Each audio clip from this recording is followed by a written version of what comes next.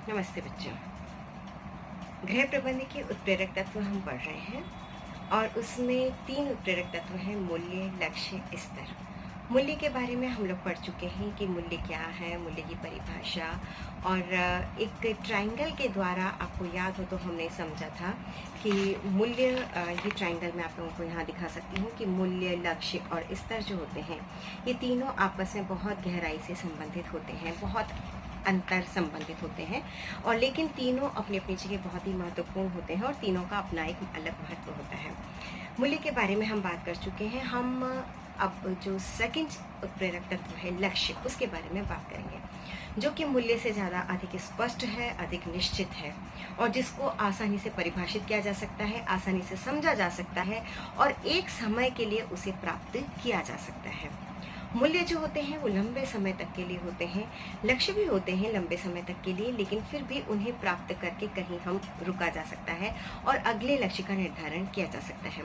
लेकिन मूल्य निरंतर निरंतर निरंतर एक जैसी अवस्था में चलते रहते हैं और मूल्य बहुत धीरे धीरे परिवर्तित होते हैं। लक्ष्य तो बहुत जल्दी परिवर्तित हो जाते हैं, लेकिन मूल्य उसके कंपैरिजन में बहुत धीरे परिवर्तित होते हैं, समय, स्थान, परिस्थिति आदि से परिवर्तित होते हैं। जब हमने फर्स्ट लेक्चर पढ़ा था बच्चों, तब फर्स्ट लेक्चर में हमने पढ़ा था कि गृह प्रबंध करना क्यों ज़रूरी है। इसके हमने कुछ पॉइंट्स पढ़े थे। मैं सारे पॉइंट्स की अभी बात नहीं करूँगी, लेकिन एक पॉइंट की भी बात करूँगी। मैंने कहा था कि गृह प्रबंध करना इसलिए ज़रूरी है क्योंकि व्यक्ति को जीवन में लक्ष्य प्राप्त करना होता है, और लक्ष्य प्राप्त करना हर एक व्यक्ति के जीवन का एक लक्ष्य होता है, क्योंकि लक्ष्य एक नहीं है, लक्ष्य अनेक है, और उसे प्राप्त करने के लिए साधन सीमित होते हैं, और उन सीमित साधनों में असीमित लक्ष्यों को प्राप्त करने के लिए हमें प्रबंध करना होता है।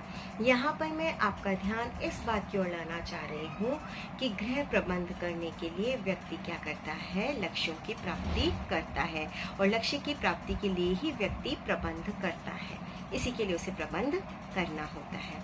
तो यहाँ पे आप बात समझ गए होंगे कि हम लक्ष्यों के बारे में अभी बात कर रहे हैं, लक्ष्यों के बारे में हम पढ़ाई कर रहे हैं। बच्चों, जीवन को सुखमय बनाने के लिए, सफल बनाने के लिए, जीवन में आगे बढ़ने के लिए, जीवन की गुणवत्ता में वृद्धि करने के लिए व्यक्ति को लक्ष्य प्राप्त करने होते हैं। लक्ष्य कहाँ से आए? पिछले लेक्चर में हम बात कर चुके हैं कि लक्ष्यों का उद्गम होता है व्यक्ति के मूल्यों से। व्यक्ति के जो जीवन के मूल्य हैं, उनसे व्यक्ति के लक्ष्यों का उद्गम होता है। जीवन में अगर एक लक्ष्य ऐसा निर्धारित है कि मैं बहुत पढ़ना चाहती हूँ, मैं सोचती हूँ कि मैं बहुत पढ़ना चाहती हूँ, मैं आत्मनिर्भर बनना चाहती हूँ, सेल्फ डिपेंडेंट बनना चाहती हूँ, जीवन में अपने दम पर कुछ करना चाहती हूँ, अगर मैं ऐसा सोचती हूँ, अर्थात मेरे जीवन का, इसके लिए मुझे कार्य करना होगा। वो कार्य क्या है? वही तो लक्ष्य है जिसकी कि हम बात कर रहे हैं। वही कार्य जिसके लिए कि हमें अपने, जिसके सहारे हम अपने जीवन की गुणवत्ता में वृद्धि कर सकेंगे, उसको हम कहते हैं लक्ष्य। वो कहलाते हैं लक्ष्य। तो बच्चों, लक्ष्य जो होते हैं ये सामान्य, अगर हम अर्थों में से बात करें तो जीवन के वे साध्य होते हैं जिन्हें प्राप्त करने के लिए प्रत्येक व्यक्ति और परिवार निरंतर कार्य करता है। निरंतर, क्योंकि लक्ष्यों की प्रकृति कैसी होती है? लक्ष्यों की प्रकृति होती है कि एक लक्ष्य हम प्राप्त नहीं करते, दूसरा खड़ा हो जाता है, दूसरा पूरा नहीं होता, उसके पहले एक तीसरा, इस तरह से लक्ष्यों की हमारे सामने एक लिस्ट होती है लंबी चौड़ी। और कई बार तो ऐसा होता है कि हमें प्राथमिकताओं में से, हमें प्राथमिकता निर्धारित करनी पड़ती है लक्ष्यों में से कि कौन सा लक्ष्य मेरे लिए बहुत ज़रूरी है, जिसको कि मुझे प्राप्त करना अत्यंत अनिवार्य है, सबसे पहले इसे प्राप्त करना है। निकल एंड डॉर्सी ने अपनी एक डेफिनेशन में कहा है कि लक्ष्य वे अंतिम बिंदु होते हैं जिन्हें प्राप्त करने के लिए परिवार कार्य करता है। अंतिम बिंदु, क्योंकि उस लक्ष्य के लिए वो एक अंतिम बिंदु है, तो लक्ष्य वह एक अंतिम बिंदु है जिसके लिए परिवार कार्य करता है। लेकिन इस अंतिम बिंदु का अंत एक लक्ष्य की समाप्ति पर हो जाता है, लेकिन फिर दूसरा जब लक्ष्य खड़ा होता है, फिर उसकी प्राप्ति होती है, फिर वो समाप्त होता है, फिर अगला लक्ष्य, उसकी प्राप्ति, उसकी समाप्ति, ये क्रम जीवन भर चलता रहता है। तो निकल एंड डॉर्सी ने बताया है। और जैसे कि हम बात कर चुके हैं कि मूल्य जो होते हैं वो स्पष्ट नहीं होते हैं, अनिश्चित होते हैं, दिखाई नहीं देते, समझे नहीं जा सकते, लेकिन इसके जस्ट अपोजिट जो लक्ष्य होते हैं आसानी से देखे जा सकते हैं, समझे जा सकते हैं, इन्हें महसूस किया जा सकता है, प्राप्त किया जा सकता है, निर्धारित किया जा सकता है। लक्ष्य एक उद्देश्य होते हैं जिसकी प्राप्ति के लिए कि मनुष्य निरंतर तत्पर रहता है। और यहाँ हम बात कर रहे हैं कि कई नई प्रकार की तकनीकें, कार्यप्रणाली, विधियाँ, तरीके, कार्यक्रम, सभी कुछ व्यक्ति लक्ष्यों की प्राप्ति के लिए तय करता है। हम आगे आने वाली क्लासेस में पढ़ेंगे मैनेजमेंट प्रोसेस के बारे में, प्रबंधकीय प्रक्रिया के बारे में, नियोजन, नियंत्रण, मूल्यांकन के बारे में पढ़ेंगे। तो ये नियोजन, नियंत्रण, मूल्यांकन क्यों? ये गृह प्रबंध की प्रक्रिया है। ये प्रक्रिया क्यों? किसके लिए? लक्ष्यों की प्राप्ति के लिए। लक्ष्य क्यों हमें प्राप्त करने हैं? हम इस जीवन में आए हैं, जीवन को हमें अच्छा बनाना है, अच्छे ढंग से जीना है, सुखमय, आनंदमय, संतुष्टिदायक बनाना है और साथ ही साथ जीवन की गुणवत्ता में वृद्धि करनी है। देखो बच्चों, आपके सामने बहुत अच्छा उदाहरण है। दुनिया में कितने सारे लोग हैं, कई सारे लोग इस दुनिया में हैं, लेकिन हर व्यक्ति प्रधानमंत्री जी नरेंद्र मोदी नहीं है, हर व्यक्ति बिल गेट्स नहीं है ना? हर व्यक्ति एक जाना माना डॉक्टर नहीं है, हर व्यक्ति एक जाना माना प्राध्यापक नहीं है। क्यों नहीं है?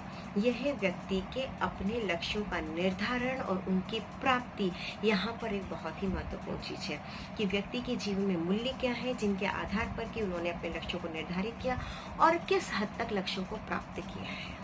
ये लक्ष्य है, वो अंतिम बिंदु जिसे कि व्यक्ति प्राप्त करना चाहता है और जीवन की गुणवत्ता में वृद्धि करना चाहता है।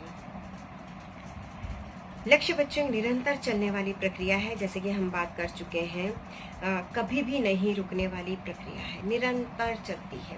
एक लक्ष्य की प्राप्ति हमें दूसरे लक्ष्य की ओर ले जाती है, दूसरे की प्राप्ति तीसरे की ओर, तीसरे की प्राप्ति चौथे की ओर, निरंतर। आज जैसे एक छोटा बच्चा होता है, वो सबसे पहले नर्सरी पढ़ता है, HKG, LKG पढ़ते हुए, फिर वो फर्स्ट, सेकंड, थर्ड क्लास इस तरह से करते हुए 11th, 12th के बाद कॉलेज, जैसे कि आप लोग अभी पढ़ रहे हैं। कॉलेज में फिर first year, second year, third year और उसके बाद फिर आपका पोस्ट ग्रेजुएशन और आपकी PhD की डिग्री, और या फिर आप कुछ और करना चाहते हैं तो कुछ और, इंजीनियर बनना, डॉक्टर बनना, प्राध्यापक बनना, स्कूल टीचर बनना, कई सारे फील्ड हैं जिसमें कि आप कुछ भी कर सकते हैं, बन सकते हैं। लेकिन आपको इनका निर्धारण सही समय पर करना होता है कि आपको बनना क्या है। जैसे एक एग्जांपल लेते हैं कि आपने अभी फर्स्ट ईयर में एडमिशन लिया, तो फर्स्ट ईयर में एडमिशन आपने ये सोच के लिया है कि मुझे BA करना है, और BA के लिए आपने 3 सब्जेक्ट चुने हैं और इन 3 सब्जेक्ट में से एक आप अभी पढ़ रहे हैं, जैसे कि हम होम साइंस कहते हैं। होम साइंस के 2 पेपर हैं और मैं आपको सेकंड पेपर के बारे में पढ़ा रही हूँ। तो ये सेकंड पेपर पढ़ना आपका एक छोटा सा लक्ष्य हो सकता है, लेकिन एक साल के लिए एक बड़ा लक्ष्य हो सकता है। आज के लिए एक क्लास अटेंड करना या एक लेक्चर सुनना एक छोटा सा लक्ष्य है, आधे 1 घंटे का लक्ष्य, 15-20 मिनट का एक लक्ष्य है। लेकिन ये सारे लेक्चर सुन करके पढ़ना, समझना, आत्मसात करना और फिर एग्ज़ाम देना, एग्ज़ाम को क्लियर करना, यानी कि फर्स्ट ईयर पास करना आपके लिए एक दीर्घकालीन लक्ष्य, 1 साल का बड़ा लक्ष्य हो सकता है। यही दीर्घकालीन लक्ष्य बच्चों छोटा लक्ष्य हो सकता है। छोटा लक्ष्य किस स्थिति में हो सकता है? जब आपका लक्ष्य है ग्रेजुएशन करना, यानी कि BA थर्ड ईयर क्लियर करना। जब आप BA थर्ड ईयर की बात सोचते हैं तो 3 साल की बात सोच रहे हैं, और 3 साल में आप सबसे पहले आप बात करते हैं कि आपको फर्स्ट ईयर पास करनी है। तो फर्स्ट ईयर आपका क्या हो गया? थर्ड ईयर तक पहुंचने के लिए, ग्रेजुएशन करने के लिए आपका एक छोटा लक्ष्य हो गया जिसको कि आपको प्राप्त करना है। इसको आप प्राप्त करते हैं, सेकेंड ईयर क्लियर करते हैं, फिर थर्ड ईयर क्लियर करके इन तीनों के साथ जब आप अपने लक्ष्य तक पहुँचते हैं तो आपका ग्रेजुएशन हो जाता है। लक्ष्य कहीं रुका नहीं रुका।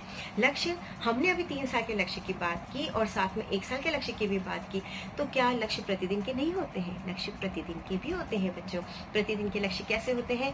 जैसे कि मॉर्निंग में उठना, मॉर्निंग में आपका निर्णय लेना कि अब मुझे ये करना है, उसके बाद ये करना है, उसके बाद ये करना है, इतनी बजे कॉलेज पहुँचना है, इतने बजे क्लास अटेंड करनी है, इतने बजे मुझे खाना खाना है, खाना बनाना है, घर में कुछ काम करने हैं, मदर की हेल्प करनी है, ये सारे काम करने हैं आपको। तो ये सारे काम क्या हैं? ये सारे काम आपके दिन भर के लक्ष्य हैं जिनको कि आप एक दिन में प्राप्त करने की सोचते हैं। तो लक्ष्य क्या है बच्चों? निरंतर चलने वाली प्रक्रिया है जिसे कि हम निरंतर प्राप्त करते हैं। ये कभी समाप्त नहीं होते, ये व्यक्ति के जीवन के साथ ही समाप्त होते हैं। लक्ष्य निरंतर चलने वाली प्रक्रिया है। एक समाप्त होता है, दूसरा खत्म, तीसरा, और कई बार खत्म होने से पहले हमारे सामने कई सारे लक्ष्य होते हैं कि हम कई बार परेशान हो जाते हैं कि मैं पहले ये काम करूं या ये करूं, मुझे क्या करना चाहिए, पहले क्या करें। फिर व्यक्ति ऐसे में समझदारी से प्राथमिकता का निर्धारण करता है और प्राथमिकता का निर्धारण करने के बाद उन लक्ष्यों की प्राप्ति करता है। तो लक्ष्य एक निरंतर चलने वाली प्रक्रिया है, कभी भी नहीं रुकने वाला ये प्रोसेस है। हाँ, कुछ कार्य दिन प्रतिदिन के होते हैं, जैसे कि प्रतिदिन हम सोचते हैं कि आज खाने में क्या बनेगा। ये एक बड़ा क्वेश्चन है, शायद आप सभी के घर में आपकी मदर आपसे पूछते होंगे कि खाने में क्या खाओगे। सुबह भी पूछती हैं, इवनिंग में भी पूछती हैं खाने में क्या खाओगे। ये एक बहुत छोटा लक्ष्य है, जो जैसे ही आपने खाना खाया आपके लक्ष्य की प्राप्ति हो गई, लक्ष्य समाप्ति हो गई। तो दिन प्रतिदिन के, जैसे कि घर की सफाई करना, कपड़े धोना, बर्तन धोना, खाना बनाना, छोटी छोटी ज़रूरतों का, रोज़मर्रा की ज़रूरतों का ध्यान रखना, ये सब चीज़ें छोटे छोटे से लक्ष्य हैं। लेकिन ये लक्ष्य हैं क्योंकि व्यक्ति इन्हें प्राप्त करने के लिए अग्रसर होता है और कार्य करता है।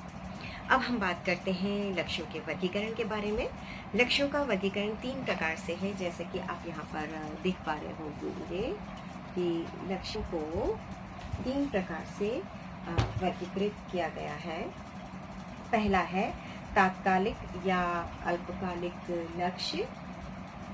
पहला है तात्कालिक या अल्पकालिक लक्ष्य, दूसरा है साधन समाप्ति लक्ष्य, तीसरा है दीर्घकालिक लक्ष्य। पहला जो कि आप देख रहे हैं तात्कालिक या अल्पकालिक लक्ष्य, ये लक्ष्य बहुत अधिक स्पष्ट होते हैं और निश्चित होते हैं, और जैसा कि अभी हम बात कर रहे थे कि असंख्य होते हैं। प्रतिदिन इन लक्ष्यों का निर्माण होता है, प्रतिदिन हम इन्हें खोजते हैं और तीव्रता के अनुसार इनकी पूर्ति करते हैं, और जैसे जैसे ये लक्ष्य प्राप्त होते रहते हैं, इनकी पूर्ति होती जाती है, ये लक्ष्य वहीं समाप्त हो जाते हैं। इसको हम तात्कालिक और अल्पकालिक लक्ष्य भी कहते हैं। कुछ लक्ष्य इनमें ऐसे होते हैं जो कि दीर्घकालिक लक्ष्यों की प्राप्ति के लिए ज़रूरी होते हैं। यहाँ पर हम इसको एक उदाहरण के द्वारा समझ सकते हैं। जैसे कि हम अगर बात करते हैं कि छोटे छोटे लक्ष्य जो कि बड़े लक्ष्य की प्राप्ति के लिए सहायक है। प्रतिदिन आपका पढ़ाई करना क्या है, एक छोटा सा लक्ष्य है जिसको कि आप आज पढ़ रहे हैं, किसके लिए, फर्स्ट ईयर पास करने के लिए। फिर उसके बाद आप सेकेंड ईयर और आपका जब ग्रेजुएशन होगा तो ये परसेंटेज आपके वहाँ काउंट होंगे। तो ग्रेजुएशन में ओवरऑल परसेंट बनते हैं फर्स्ट ईयर, सेकेंड ईयर और थर्ड ईयर के। इसलिए बात समझ में आई। तो कई सारे लक्ष्य, प्रतिदिन के लक्ष्यों में ऐसे तात्कालिक या हम जिन्हें कहते हैं अल्पकालिक लक्ष्य होते हैं, छोटे छोटे समय के लक्ष्य होते हैं। जैसे कि एक लेक्चर अटेंड करना, जैसे सपोज अभी आप अगर मेरा लेक्चर सुन रहे हैं तो ये एक लेक्चर अटेंड करना, ये आपका एक अल्पकालिक लक्ष्य है। लेकिन ये अल्पकालिक लक्ष्य आपके दीर्घकालिक लक्ष्य की प्राप्ति में सहायक होता है, क्योंकि अभी आप ये लेक्चर अटेंड करेंगे, ये आप सुनेंगे, समझेंगे, इसी तरह से कल कुछ और, परसों कुछ और भी सब्जेक्ट के, इस सब्जेक्ट के आप लेक्चर अटेंड करेंगे, सुन रहे हैं, समझ रहे हैं, आत्मसात कर रहे हैं, और फिर से इसे बार बार सुन करके समझने की कोशिश करते हैं। और फिर जब आप इसे बार बार सुन करके समझने की कोशिश कर रहे हैं, तो यानी कि आप एक दीर्घकालीन लक्ष्य के लिए, दीर्घकालीन लक्ष्य की प्राप्ति के लिए अभी एक छोटा सा अल्पकालीन लक्ष्य प्राप्त कर रहे हैं। तो अभी हमने जिस तरह से बात की तात्कालिक और अल्पकालीन लक्ष्य के बारे में, अब हम बात करेंगे साधन समाप्ति लक्ष्य के बारे में। वास्तव में साधन समाप्ति लक्ष्य कोई लक्ष्य नहीं होता है, ये केवल एक तात्कालिक लक्ष्य को प्राप्त करने के लिए साधन होता है, और कुछ क्रियाएं जैसे स्वतः ही पूरी हो जाती है। जैसे कि हम ये बात कहें कि पढ़ना है, पढ़ने के लिए किताबें खरीदना। आप पढ़ना चाह रहे हैं, पढ़ने के लिए आप किताब खरीदने चाहते हैं, आपने किताब खरीदी, ये आपका एक लक्ष्य पूरा हो गया। आपको बिल जमा करवाना है, आपने उसके लिए कुछ पैसे लिए, पैसे इकट्ठा किया, आपने बिल जमा करवाया, ये आपका बिल जमा हो गया।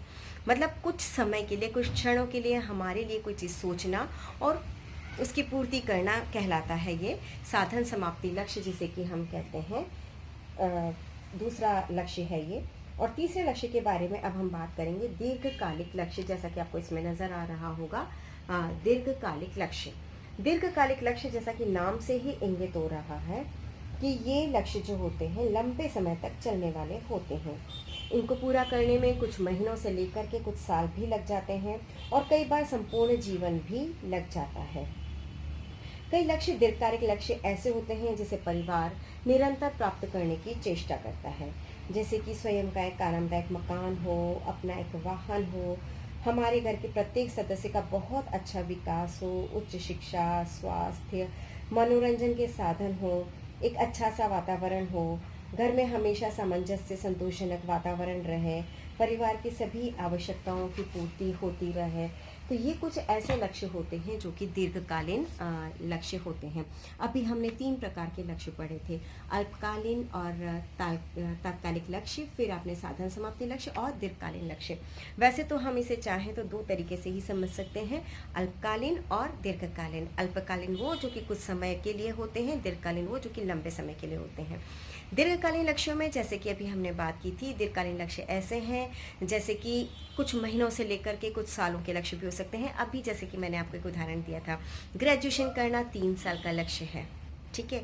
और उसके लिए अल्पकालीन लक्ष्य क्या हो गया, 1 साल का फर्स्ट ईयर क्लियर करना। और 1 साल का अगर फर्स्ट ईयर क्लियर करना हम दीर्घकालीन लक्ष्य मानते हैं, तो 1 साल का फर्स्ट ईयर क्लियर करना आपका क्या हो गया, ये आपका अगर दीर्घकालीन लक्ष्य है तो आपका अल्पकालीन लक्ष्य हो जाता है कि जो टेस्ट हो रहे हैं उनमें हमारे अच्छे मार्क्स आएँ, हम अच्छी पढ़ाई करें, रोज़ की क्लास अटेंड करें, ये सारे हो जाते हैं अल्पकालीन लक्ष्य।